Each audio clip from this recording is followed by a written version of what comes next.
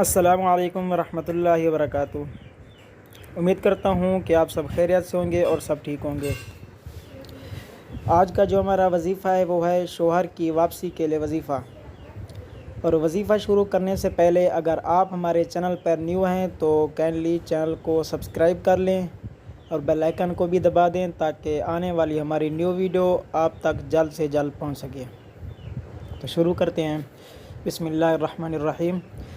जिस औरत का शोहर कहीं जाकर वापस ना आए या नाराज़ होकर चला जाए तो औरत 1300 मरतबा रोज़ रब्बी अन्नी मग़लूबुन फ़ंतसिर पढ़े या चलती फिरती कसरत से पढ़ती रहे। उम्मीद करता हूँ कि आपको ये वीडियो अच्छी लगी होगी, और अगर अच्छी लगी तो वीडियो को लाइक करें और वीडियो को ज़्यादा से ज़्यादा शेयर करें और चैनल को भी सब्सक्राइब करें। जज़ाकल्लाह।